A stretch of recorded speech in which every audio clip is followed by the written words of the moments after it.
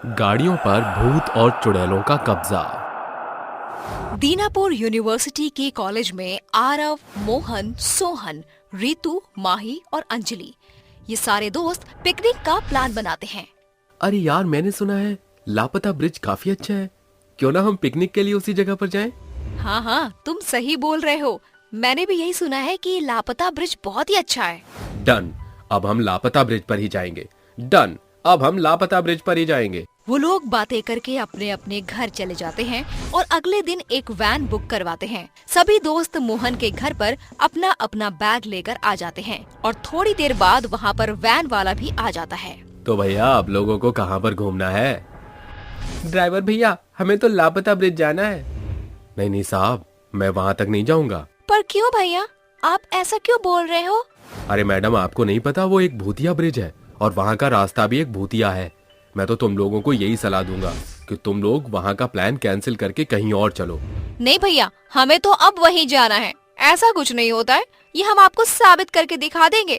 और अगर आप वहाँ जाओगे ना तो हम आपको 5,000 रुपए एक्स्ट्रा देंगे। 5,000 रुपए का नाम सुनकर ड्राइवर के मन में भी लालच आ जाता है और वो उनको उस ब्रिज पर ले जाने के लिए तैयार हो जाता है। ड्राइवर उनको ले जाने के लिए तैयार तो हो गया था, लेकिन उसके मन में भूत और चुड़ैलों का खौफ था।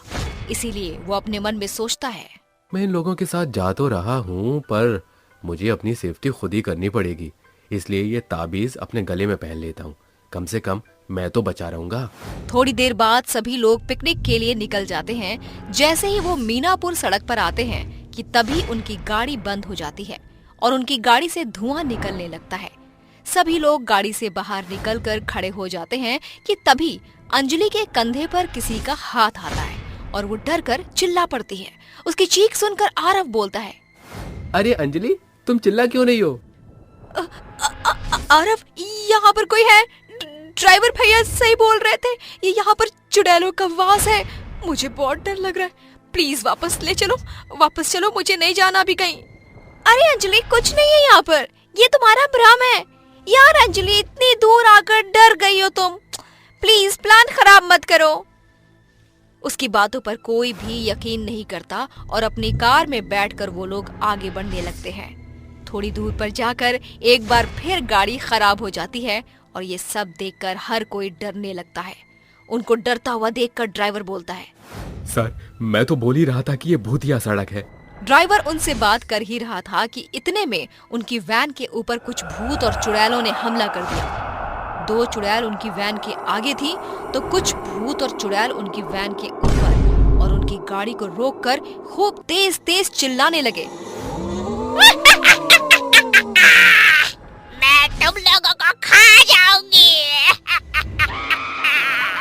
किसी को भी नहीं छोड़ूंगी। चुड़ैल को देखकर अंजलि बोलती है, मैं तुम सबको बोल रही थी ना कि वापस चलो, लेकिन तुम लोगों ने मेरी एक न सुनी। देखा, अब चुड़ैल ने हम पर हमला कर दिया है। अंजलि डरते हुए बोल रही थी कि वैन का दरवाजा चुड़ैल अपने जादू से खोल देती है और अंजलि को हवा में उड़ाकर खा जाती है। ये देखकर मानो सभी हक्के बक्के रह गए। उन सभी को अपनी आंखों पर विश्वास नहीं हो रहा था कि अंजलि अब उन लोगों के बीच नहीं रही, और सभी लोग उस वैन को खाली करके इधर उधर भागने लगे। वो वैन अब खाली हो चुका था और एक बार फिर एक भूत रितु को उठाकर खा जाता है। ये देखकर सोहन गुस्से में चिल्लाकर बोलता है, तुम सब हम लोगों को क्यों मार रहे हो? तुम लोगों ने हमारी वैन पर हमला क्यों किया है? आखिर हम लोगों ने तुम्हारा क्या बिगाड़ा है? तुम सब ने यहाँ पर आकर बहुत बड़ी गलती कर दी। हमारी आत्माओं को फिर से जगा दिया है। हम तुम सबको नहीं छोड़ेंगे। इतना कहकर भूत उनकी वैन को निगल जाता है। अब तक भूतों ने 2 लोगों को खा लिया था। ये देखकर आरव बोलता है, मैं तुम लोगों को नहीं छोड़ूंगा। तुम सबने मेरे दोस्तों को खा लिया। आखिर हम लोगों ने तुम्हारा क्या बिगाड़ा था? आरव अपनी बात पूरी कर ही रहा होता है कि तभी दूसरा भूत और दूसरी चुड़ैल आरव के बीच में से 2 टुकड़े कर देते हैं और दोनों मिलकर उसको खा जाते हैं और डरावनी आवाज निकालने लगते हैं। उसके बाद अब भूत और चुड़ैल दोनों ही ड्राइवर की तरफ जाने लगते हैं कि तभी ड्राइवर के गले में ताबीज देखकर उन्हें एक झटका लगता है। ड्राइवर ये देखकर समझ जाता है और अपनी ताबीज निकालकर उनके सामने रख देता है और उनसे पूछता है, तुम लोगों ने सभी को बहुत मारा है। यहाँ की हर आने जाने वाली गाड़ियों को, चाहे वो बस हो, चाहे ट्रक हो या कोई और वाहन, सभी को तुम मार के खा गई हो। आखिर तुम ऐसा क्यों कर रही हो? अगर तुमने नहीं बताया तो मैं तुम्हें इस ताबीज से भस्म कर दूंगा।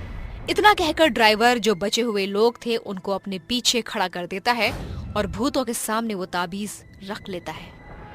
उस ताबीज से डरते हुए भूत सच सच बताने को तैयार हो जाते हैं। बताता हूँ।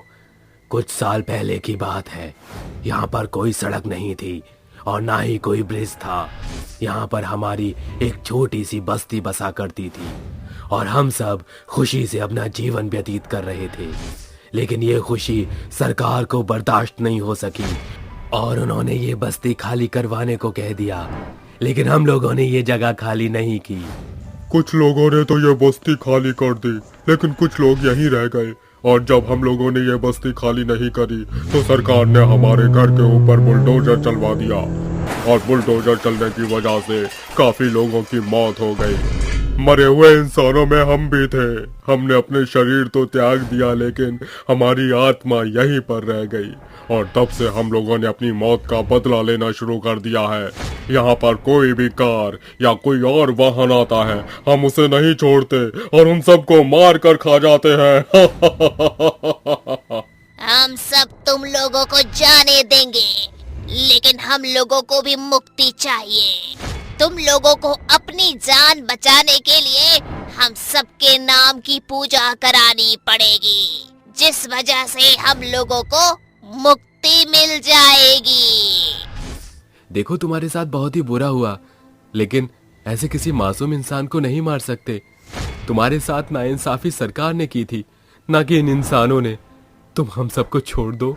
मोहन तुरंत पंडित को फोन करता है और थोड़ी देर बाद पंडित वहाँ पर आ जाता है।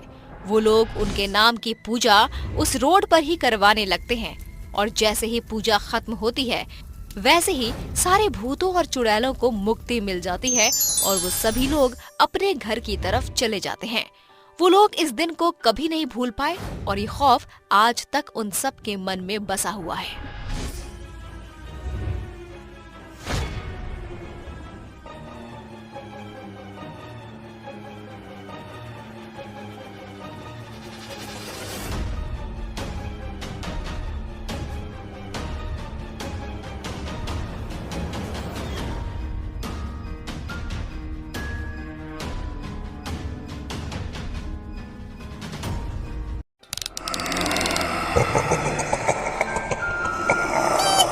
Ha ha ha!